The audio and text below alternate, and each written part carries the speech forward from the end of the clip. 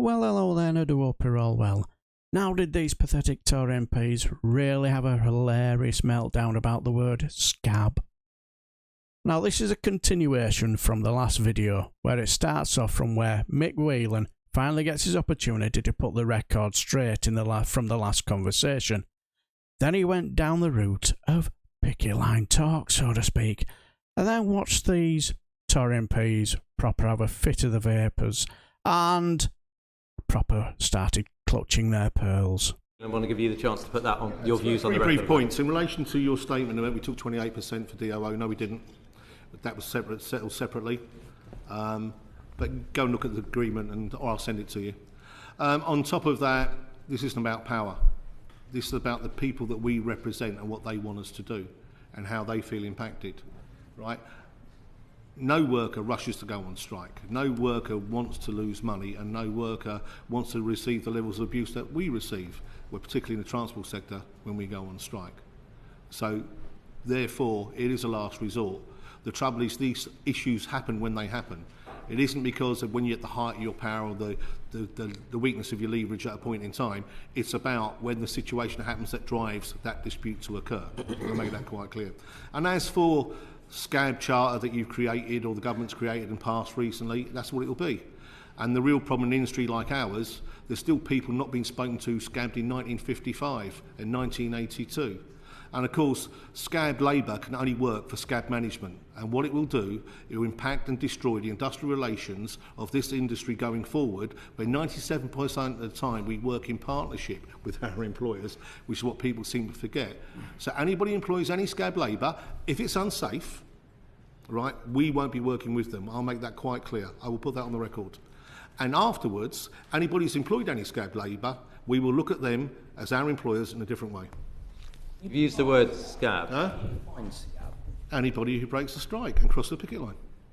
We're not in school. Okay, let me just finish up. So you've obviously used quite emotive terms there to call them scab. So does that mean that, and it's quite an intimidating term as well, so are you saying it's not just a question he won't work alongside them, but there will be intimidation to ensure they don't take up their post? We do not intimidate anybody. We're not advising that and not advocating that. I said the difficulties will be where it's unsafe, we will not work with them. That's what I said. That was my actual statement. If any reasonable person heard what you just said, when you used the scab about 4 or 5 times, I would take it as quite intimidatory myself. You, stop clutching your pearls. Get over yourself. And no, he didn't say intimidation, and you know he didn't. So, get over yourself. Well, I think if you look at the newspapers and how it's been defined and how it's been reported, it's been called Scab's Charter. I'm reflecting how it's been, terminology been used elsewhere. I've never heard the term used on the agency workforce. But let's also ask about minimum service levels.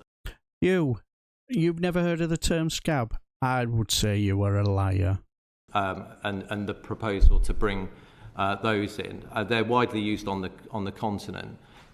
Is that something that you would sort of feel as emotive about as you do with regard to the agency legislation, or do you think they've got a place if it's good enough for Europe, good enough for the UK? I'm not sure how it can practically work, if I'm honest, logistically or otherwise. Have people still got the right to protest in the UK? That's been diminished recently by certain legislation being passed. If there was a picket line and somebody who was obligated to work, refused to work that picket line, what would happen to them? I've no knowledge of how this could operate in a realistic and other way. Would it end up exacerbating strife and making it longer and more difficult? Quite possibly.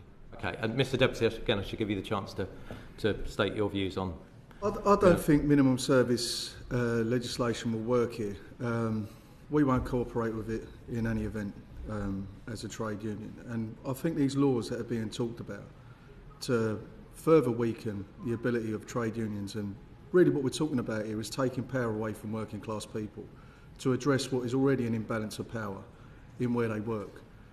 We've all seen what happens when powerful people in companies want to take liberties with working class people, and it happens all the time. We're here to address that imbalance, and if we have our ability to do that taken away, we will have to find other ways to do that. And I do regard people that cross a picket line and break in a strike, I do regard those people as scabs. And you've got to appreciate, working class people have got a different morality around stuff like this. My father was a seafarer, his father was a railway worker. None of us have ever crossed the picket line, None of us ever will cross a picket line. And that carries with it all kinds of connotations. There's only two sides in a dispute, and you have to pick which one you're on. You either stand with people who are struggling to get a fair deal, or you're on the side of people taking a kicking and being made unemployed. There's no middle ground in this. There's no, sitting on the fence. If you sit on the fence, you only get splinters where you don't want them. So my view is the legislation is uncalled for. There's no need for it. It's a wrong thing to try and further weaken trade unions in a country where we've probably got the worst anti-trade union legislation in Western Europe. It's authoritarian nonsense, and then if you really want to stop people taking strike action, what you need to do is put money in their pockets in a cost of living crisis, because that's what's causing strike action. It is not that trade unions have got the ability to strike. I've just listed a whole range of companies where we've made settlements and everything's fine. In these companies where we're having operational expenditure slashed, jobs being taken out of the industry, wages being attacked and terms and conditions being torn up, that is where you've got strike action. So if you want to solve this, you need to have a fair settlement for people in the industry, not bring more laws in to criminalise dissent. Okay, well, look, thank you. I had to laugh at the fact that Hugh Herriman said, "I've never heard of that word." I don't believe him. And if he hasn't, then maybe it's conclusive proof that maybe you're not up for the job of being there, chairing this meeting. But like I said in the last video, Eddie Dempsey, I think he's absolutely brilliant. And the more and more I see the guy, the more and more I'm impressed with him. And see, the thing is, if Mick Whelan hadn't have said the word scab, I don't think Eddie Dempsey would have brought it up either, because I just don't think that's the sort of thing he would say. I think he would just put it far more eloquently, because I don't think it helps when you say words like that. They just know how to start getting snowflakery and have a proper fit of the vapes.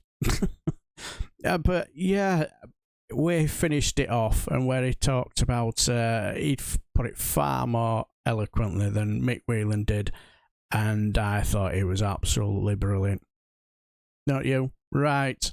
There's going to be one more video, and in the next video you will see the absolute difference of atmosphere that these Tory clowns had when the rail bosses, were in there.